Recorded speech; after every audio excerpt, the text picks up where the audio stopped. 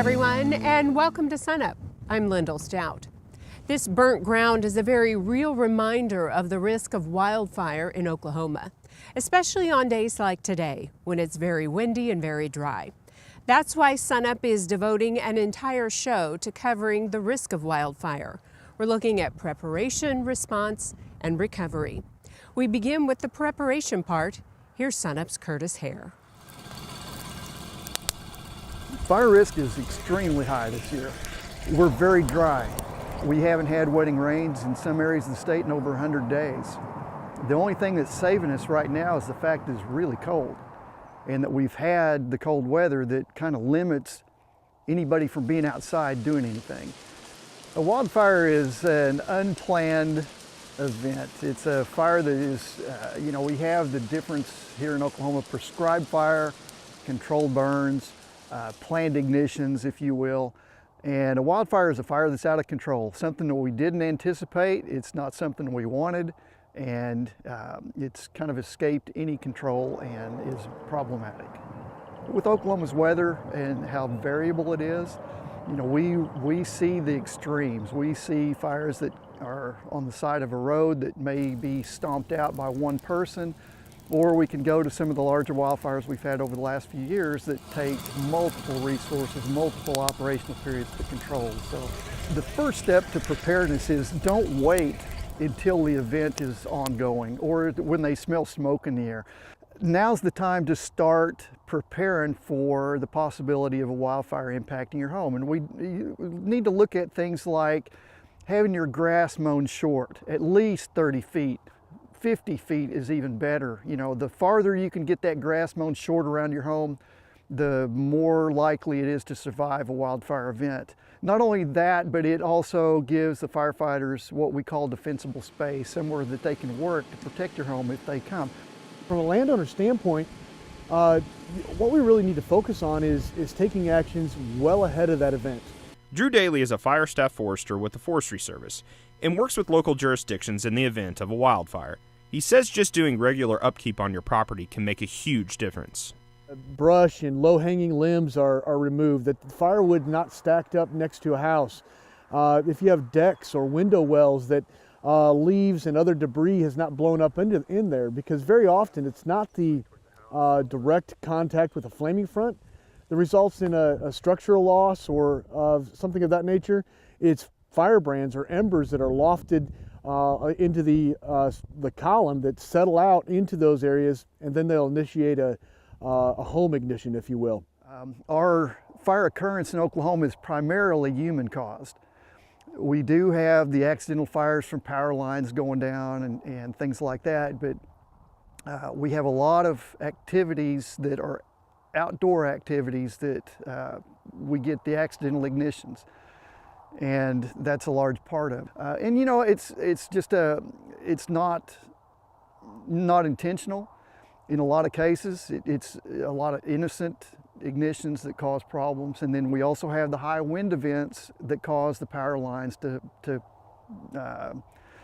arc, and we get ignitions from that as well. But right now, 2018 is not looking good, just because we are so dry, and we have an abundance of growth of fuel, which we have practically every year. While upkeep on your property is essential, producers need to have a plan for their animals as well.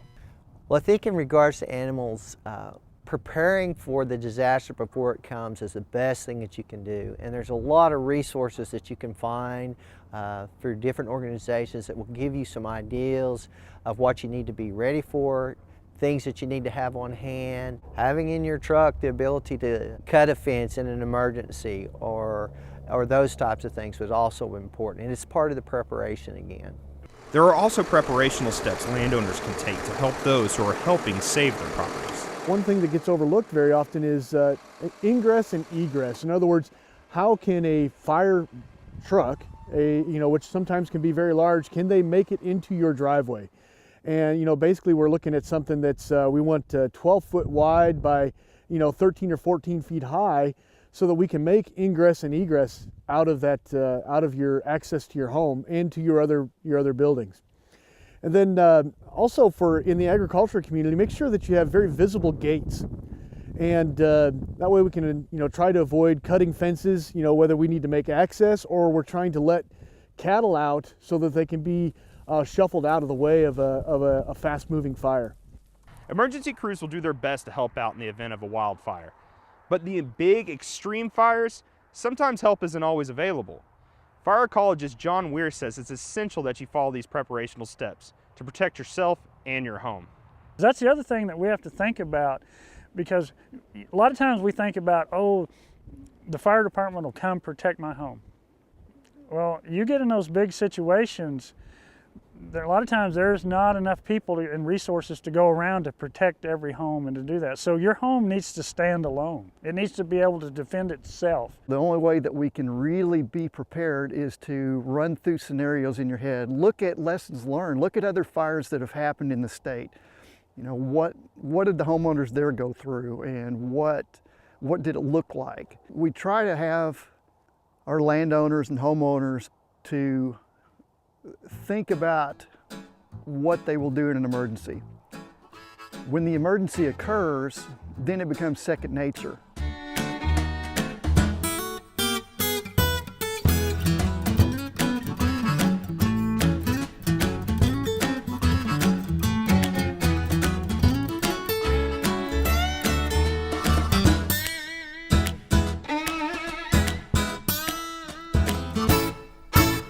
When dry, dead fuels combine with dry, windy weather, wildfires are always a risk in Oklahoma.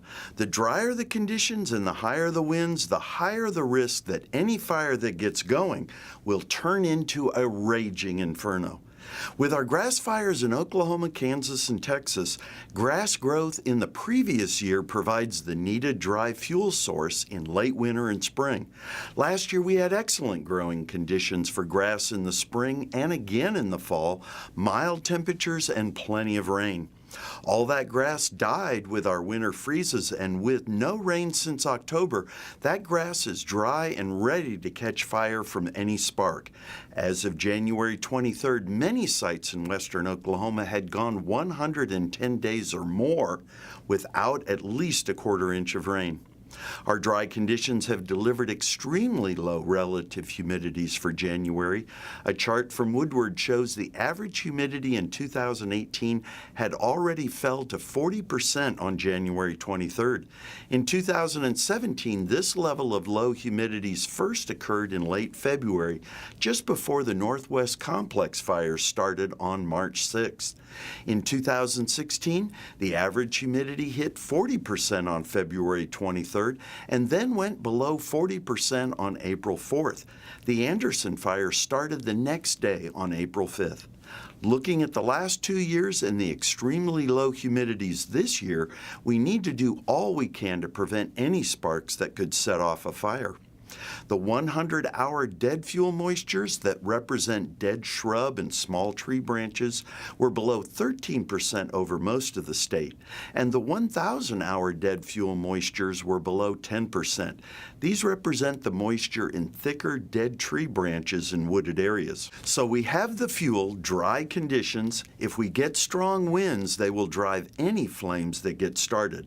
On days when wind gusts climb above 30 miles per hour, any fire that starts will be moving fast. County commissioners activate county burn bans to prevent wildfires. As of January 24th, 17 counties had active burn bans across the state. The Mesonet OK Fire website will let you dive deep into the critical role weather plays in wildfires. It's at okfire.mesonet.org. Thanks for watching this edition of the Mesonet Weather Report.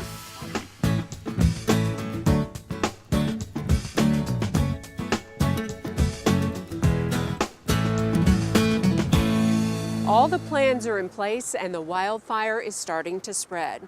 Now it's time for emergency teams and local and community responders to activate those plans. SUNUP videographer Ed Barron shows us what it's like at go time. My specific duties revolve quite a bit around just operational fire and supporting the local jurisdiction fire departments across the state.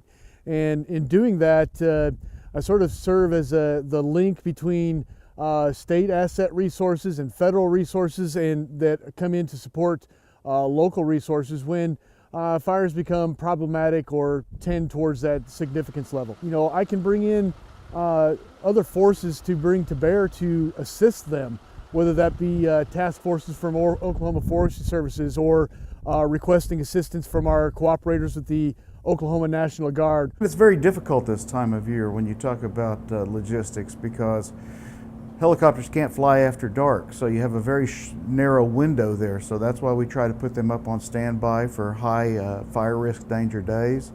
And we want to make sure we can get them out there as quickly as possible to dump as much water as possible. So we're going to try to think ahead as best we can, but at the same time, those fires are pretty unpredictable. And the truth is, emergency management, if you wanted to sum it up in 2 words, it's coordination and support.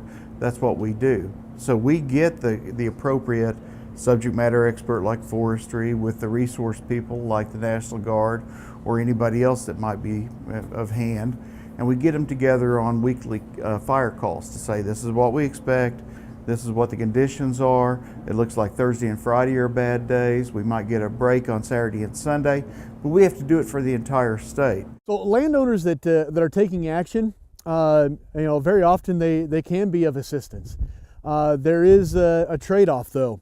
Is that person a trained firefighter? And what I mean by that, are they well versed in fire behavior and what is expected to occur? And you know, in the agricultural community, with their, you know, in touch with the land and that kind of stuff, that's fairly prevalent. But then again, you know, firefighting is best left to the trained and professional firefighters that we have across the state, whether they are volunteer, career, or within an agency.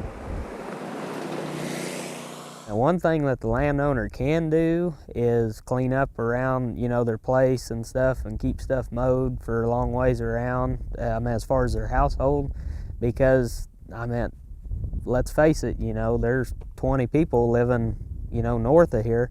Well, we've only got 6 fire trucks, so can't be at every place at the same time. So we try to pre-position our resources close to those areas or right in the middle of those areas so that when a fire does occur and we get called for help, we're right there. On those days when we do have the resources pre-positioned like that, our response time can be less than an hour. Now, if it's a day like today and we don't have resources pre-positioned across Oklahoma, it may be 6 hours, depending on where it goes, because the resources may be coming from Broken Bow going to northwest Oklahoma. So we have to drive our equipment that far.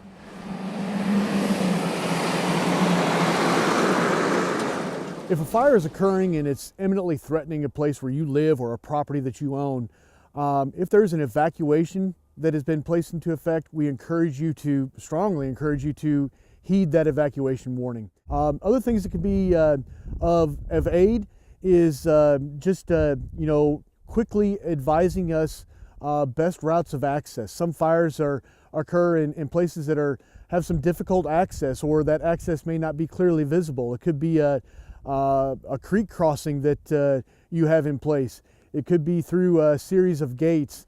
Just making sure that you clearly and effectively communicate the best access. And then also if there's any known hazards that you can relay to us, because we need to be well aware of all of those kinds of situations, and all of that just contributes to a more effective firefight for all of us on the fire ground. If you have a garden hose that's coiled up near a frost-free hydrant or by any type of water source that, you know, the hydrant on the side of your house, that allows firefighting personnel to take that, possibly top off their engine to be able to fill their tank. You know, don't have locked gates. If, you know, obviously we don't want to leave property unprotected, but if there is a fire approaching, you know, give that access to the fire departments.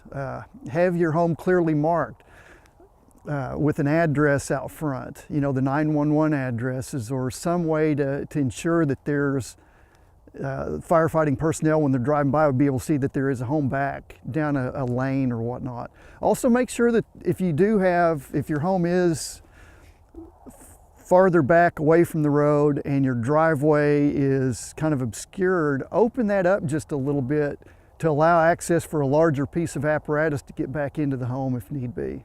And you know, we got a lot of people that want to look at, oh, that's my land. And we understand that. But in the same sense, you need to, maybe we can save your grass if you would stay back. And we respect all our farmers and ranchers out here 110%, because that's their livelihood, and we're here to protect it. Our first and foremost focus is always going to be life safety, and part of that is accountability.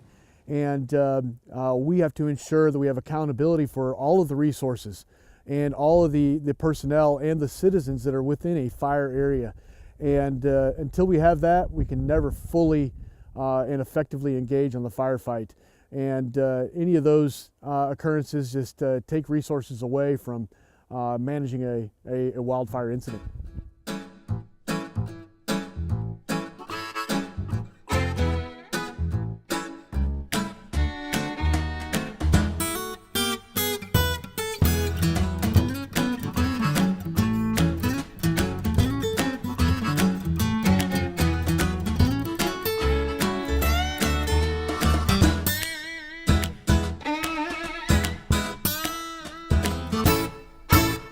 We're at that time of the year where wildfires, of course, are a potential danger that ranchers face here in Oklahoma and across the Southwest. And then tornado season or spring storm season will be just around the corner. Either one of these situations, as we know all too well here in Oklahoma, can cause some real serious damage to especially fences.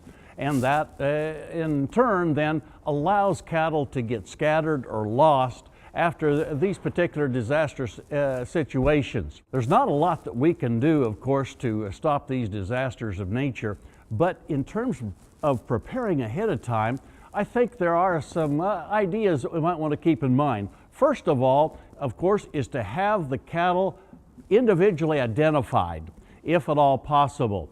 Identification, including such things as an ear tag, will be very helpful, especially if it's one that will have your ranch name or perhaps even your telephone number printed on it. There are honest people in the cattle business that might find those cattle several days after the event and give you a call and let you come and retrieve those cattle. Certainly, the best way of having identification of cattle if they get lost or potentially even stolen is the time-honored method of branding. Still, that is the best legal situation in terms of being able to prove that that animal belongs to you. If you don't have a brand registered at this time, I would suggest that you consider doing that and visit with the folks at the Oklahoma Cattlemen's Association and have your brand registered. You can learn about how to do that by going to the SUNUP website. We've got a link there to the Oklahoma Cattlemen's Association, and go and take a look at what's involved with getting a brand, where to put it, and how to do it by visiting with the folks at the OCA. Also, I would consider having a really up-to-date inventory of where the cattle are, which pastures they're in. You know, again, if they're individually identified, we can keep those records on something like a simple spreadsheet, and we want to keep those up to date because as we go into calving season, we'll have increased numbers with the calves being born. Perhaps we'll be moving cattle from one pasture to some other pastures that are up closer to the headquarters where we can keep an eye on them. We have to keep those inventories up to date so that if a bad situation does occur, we have a better idea of where the cattle were, which ones were in given pastures, and where they might have gone if in fact our fences do become compromised. Just a couple of ideas that I think would help us if we just plan a little bit ahead of time in case one of these unthinkable situations happens to hit our operation. We hope this will help you as we go through this spring season. I hope you don't need any of this information, but we all know that it can happen here in the Southwest. Hey, we look forward to visiting with you again next week on SUNUP's Cow-Calf Corner.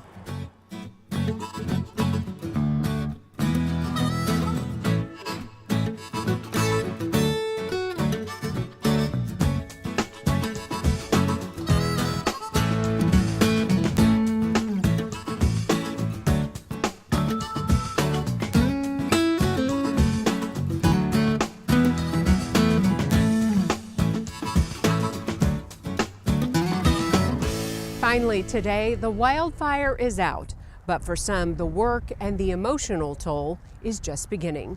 SUNUP's Dave Deacon has this part of the story. But you sit back and you reflect on what you just went through and what could have happened and what didn't happen, and it's pretty chilling. It's pretty sobering. You become a little bit emotional. Whenever an event's over, their first reaction is, okay, we've got to go back and fix everything. Just make sure that you let your needs be known to any relief agencies that come through. You might be fine on water for your cattle, but you might need feed or something like that. Well, the Oklahoma standard is the people.